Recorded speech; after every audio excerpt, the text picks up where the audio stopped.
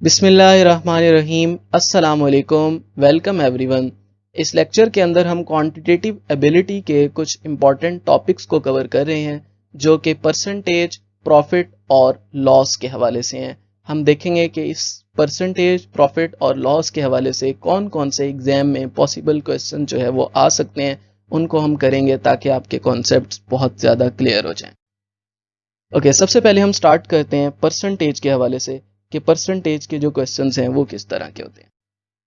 Okay, percentage का मतलब होता है कि जब भी हम किसी को फ्रैक्शन की फॉर्म में देखते हैं विद रिस्पेक्ट टू 100, यानी अगर हम किसी भी वैल्यू को 100 की फॉर्म में कंसिडर करें, लेट्स सपोज कि अगर एग्जाम्स में जो है टोटल मार्क्स 1000 हैं और अगर हम उन 1000 के 100 इक्वल पार्ट्स बना लें, तो अगर आपके मार्क्स 900 आए हैं तो 100 इक्वल पार्ट्स के लिहाज से जो वो परसेंटेज बनेगा वो 90 बनेगा। तो इसको हम 100 के लिहाज से देखना चाह रहे होते हैं कि कितनी फ्रैक्शन जो है वो अचीव हुई है। और इसके लिए आम तौर पे जो फार्मूला है वो ये यूज होता है। इसमें एक टोटल वैल्यू होती है which is known as x, और जिसने हमने परसेंटेज जिसकी फाइंड करनी होती है दैट इज n। हम n को x से डिवाइड करते हैं और मल्टीप्लाई कर देते हैं 100 से। ठीक है, तो ये एक सिंपल सा फार्मूला है जिसमें हम ऑब्टेन्ड वैल्यू को या गिवन वैल्यू को टोटल वैल्यू से डिवाइड करके 100 से मल्टीप्लाई कर देते हैं। ओके जी, ये क्वेश्चन है, यहाँ से हम इसे डिस्कस करते हैं ताकि हमें आइडिया हो। ये परसेंटेज के हवाले से है कि mister Abdurrahman ordered a car worth this, कि कार की जो प्राइस है वो ये है, and was given a discount, और उसे कुछ डिस्काउंट मिला, और डिस्काउंट मिलने के बाद उसने कार कितने में खरीदी? 57,000 में। हमने बताना है कि उसे कितना डिस्काउंट मिला। तो हम देख लेते हैं। सबसे पहले ओरिजिनल प्राइस कितनी दी हुई है? Original price is 6 lakh rupees. ठीक है, ये हम लिख लेते हैं। उसके बाद जो प्राइस उसने पे की है, पेड प्राइस, वो कितनी है? अगर हम वो देखें 5,70,000। ठीक है, रुपीस। अच्छा, अब अगर हम डिस्काउंट देखें तो डिस्काउंट क्या होता है? उसमें हम ओरिजिनल प्राइस में से इसको माइनस कर देते हैं। तो जब हम इसको माइनस करेंगे तो ये कितना आ जाएगा? ये आपको क्लियर है कि 30,000। और हमने परसेंटेज कैलकुलेट करनी है डिस्काउंट की, कि डिस्काउंट में कितने परसेंट अचीव हुआ है। तो हम डिस्काउंट को डिवाइड कर देंगे ओरिजिनल वैल्यू से, जो ओरिजिनल वैल्यू थी, और इसे मल्टीप्लाई कर देंगे 100 से। ठीक है, तो ये फार्मूला है। इसमें हम इसे कर लेते हैं। देखें, 3,30,000 डिवाइड बाय 6 लाख मल्टीप्लाई 100। इसको सॉल्व करेंगे तो ये बन जाएगा 5%। सो इस तरह से हम इस क्वेश्चन को सॉल्व कर सकते हैं। अच्छा जी, देखिए नेक्स्ट है, Hasan bought his home for 3 lakh and sold it for 6 lakh, what was the percentage of increase. देखें, ये जो उसकी परचेज प्राइस दी हुई है कि उसने कितने में खरीदा? 3 लाख में। ठीक है, 3 लाख में उसने खरीदा, और सेल कितने में किया? सेल किया 6 लाख में। ठीक है, अब हम देखना चाहते हैं कि इसमें इंक्रीज कितना आया, उसको प्रॉफिट कितना हुआ, या दूसरे लफ्जों में उसने कितना गेन किया। तो फाइनल वैल्यू में से ओरिजिनल वैल्यू माइनस कर देंगे, तो आंसर कितना आ जाएगा? अगर हम इसको देखें तो ये बन जाएगा 3 लाख। अब हम अगर परसेंटेज इंक्रीज कैलकुलेट करना चाहते हैं तो परसेंटेज इंक्रीज के लिए जो इंक्रीज आया है उसको हम डिवाइड कर देंगे ओरिजिनल वैल्यू से, और जो ओरिजिनल वैल्यू है वो सेल वाली नहीं है, याद रखें, ओरिजिनल वैल्यू परचेज वाली होगी। परचेज प्राइस मल्टीप्लाई 100, तो ये दोनों आ जाएंगे 3 लाख ओवर 3 लाख, ये दोनों ही सेम है, मल्टीप्लाई बाय 100। इसका मतलब है उसको 100% जो है इंक्रीज मिला उसमें। So this will be the answer. Next है, to reduce a number by 12 into 1/2% we should multiply it, यानी एक नंबर को हमने रिड्यूस करना है इतनी वैल्यू से, तो हमने उसको कैसे मल्टीप्लाई करना है।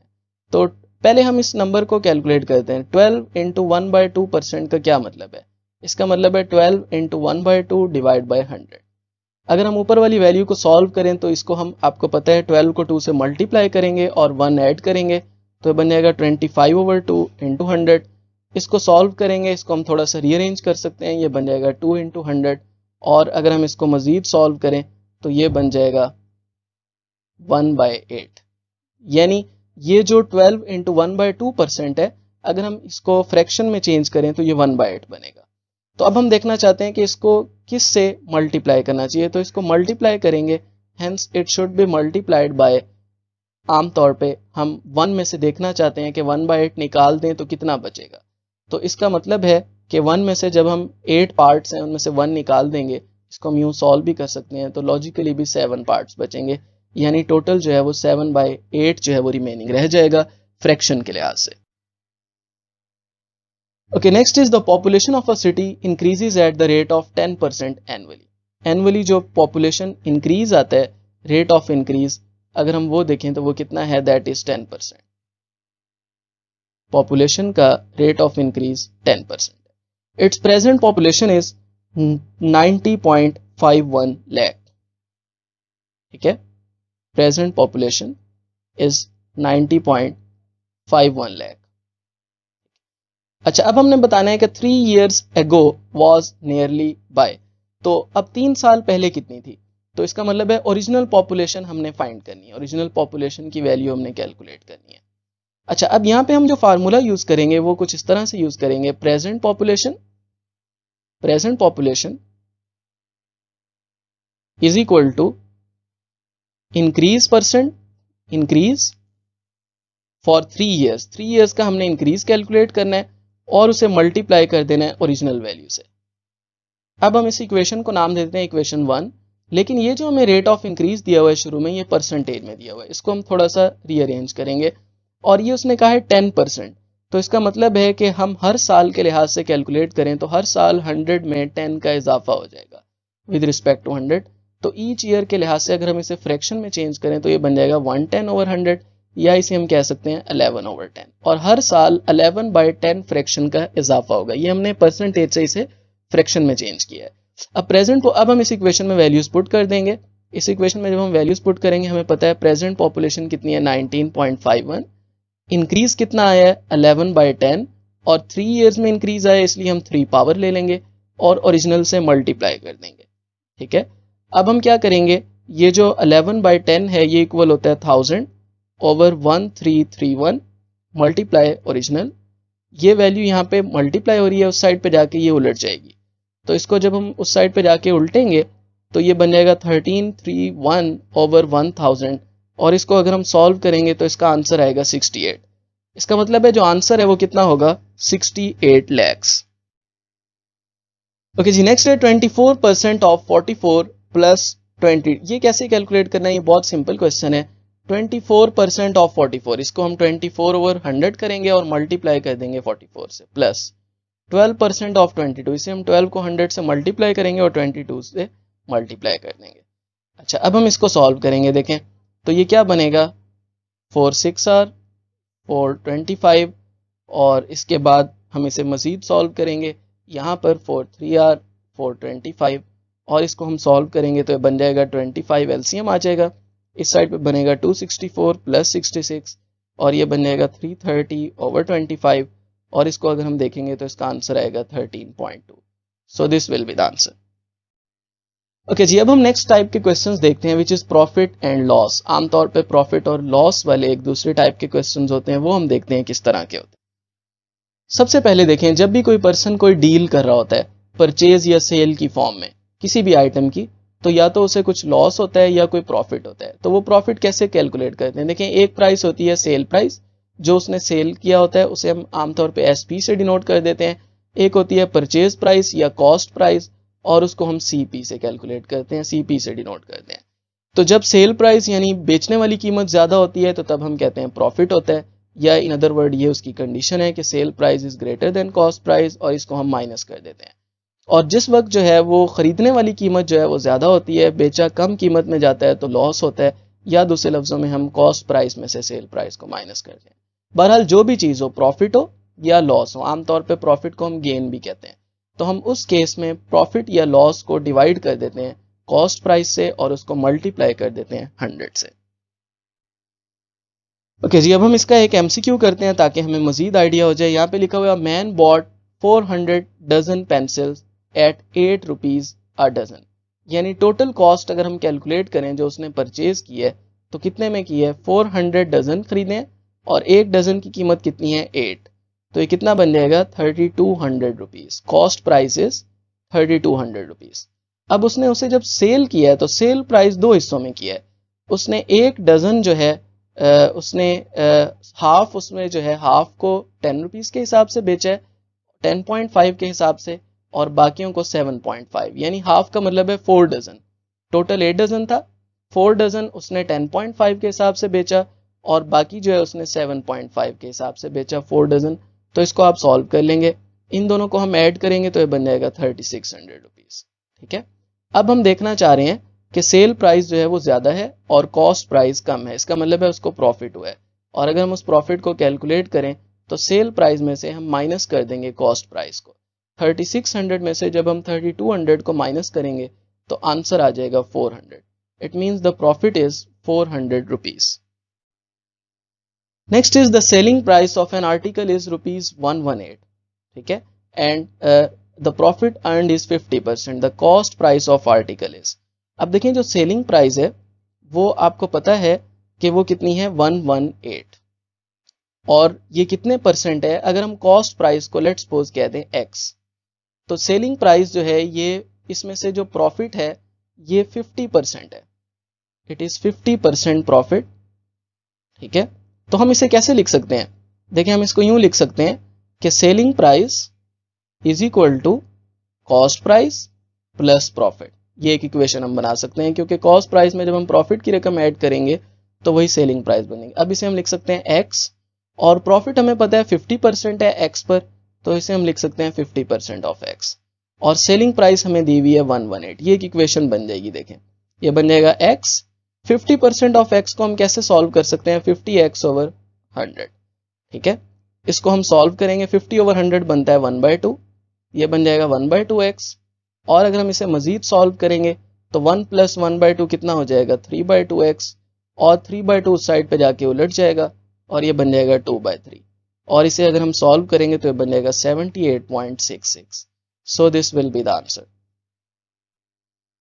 Okay ji, next is Faisal bought 25 kg of weight at this rate and 35 kg at this rate. ठीक है, यानी दो चीजें बताई हुई हैं। अगर हम इस हिसाब से कॉस्ट प्राइस निकालें तो कॉस्ट प्राइस कितनी बन जाएगी, कॉस्ट प्राइस बनेगी 25 इंटू 4 प्लस 35 इंटू 4.5। तो इसके हिसाब से अगर हम देखेंगे तो ये 100 प्लस 157.50, तो इसका मतलब है टोटल कितना बन जाएगा ये 257.50 रुपीज।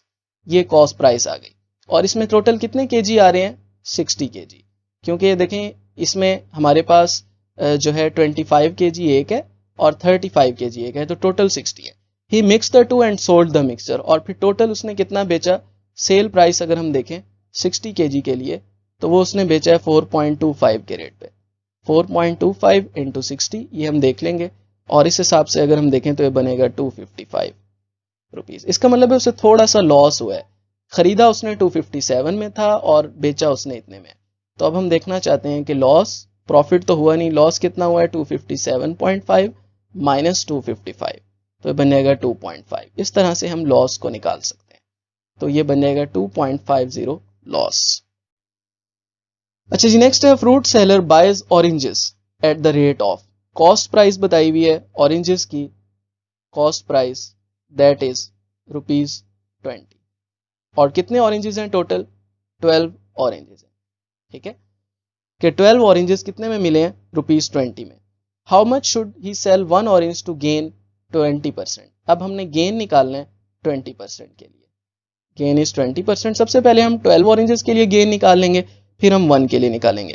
ठीक है, तो सेल प्राइस क्या होनी चाहिए, देखें सेल प्राइस हमारे पास होनी चाहिए, इट शुड बी 20 प्लस 100। जाहिर है 100 में 20 का इजाफा होना चाहिए, मल्टीप्लाई 100 मल्टीप्लाई कॉस्ट प्राइस। तो अब देखें ये क्या बन जाएगा 20 प्लस 100 ओवर 100, और कॉस्ट प्राइस भी क्या थी 20, तो ये आ जाएगा 24। This sale price is for 12 oranges, 12 oranges के लिए इतनी है। तो फॉर 1 ऑरेंज कितनी हो जाएगी सेल प्राइस, हम एक ऑरेंज के लिए इस पूरी वैल्यू को 12 से डिवाइड कर देंगे, 24 over 12 it becomes 2 rupees.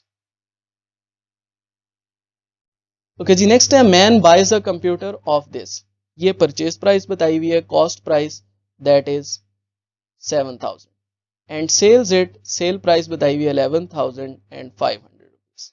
The percentage profit is, profit पहले वैसे निकाल लेते हैं, sale price minus cost price, 11,500 minus 7,000, ये बन जाएगा 4,500। अब हमने परसेंटेज प्रॉफिट निकालना है, तो ये कैसे निकालेंगे, इसके लिए हम परचेज प्राइस को यानी कॉस्ट प्राइस को प्रॉफिट को डिवाइड कर देंगे कॉस्ट प्राइस से और मल्टीप्लाई कर देंगे 100 से। प्रॉफिट है 4,500 डिवाइड बाय 7,000 मल्टीप्लाई 100, इसको हम सॉल्व करेंगे। इसको तकरीबन 7 को 450 को 7 से डिवाइड करेंगे तो ये बन जाएगा 64.3%। जी, ये हमने कुछ पॉसिबल टाइप के जो क्वेश्चंस हैं प्रॉफिट लॉस और परसेंटेज वाले वो डिस्कस किए हैं। देखें क्वेश्चंस कुछ बहुत इजी आ जाते हैं पेपर के अंदर और कुछ बहुत ट्रिकी होते हैं। हमने हर तरह के क्वेश्चंस को कवर किया ताकि आपको हर साइड का कुछ ना कुछ आइडिया हो जाए और आपके लिए एग्जाम में उन क्वेश्चंस को सॉल्व करना ईजी हो जाए। आई होप सो यहाँ तक आपको मैक्सिमम क्लियर हो गया होगा। No doubt it was conceptual lecture but it would be very very easy and clear to you and you can even practice it. Thank you so much. अगर आपको ये lecture पसंद आया हो तो काइंडली आप इस चैनल को सब्सक्राइब कीजिएगा और बेल आइकन को ज़रूर क्लिक कीजिएगा ताकि आप फर्दर आने वाले लेक्चर्स के लिए हमारे साथ अपडेट रह सकें। Thank you.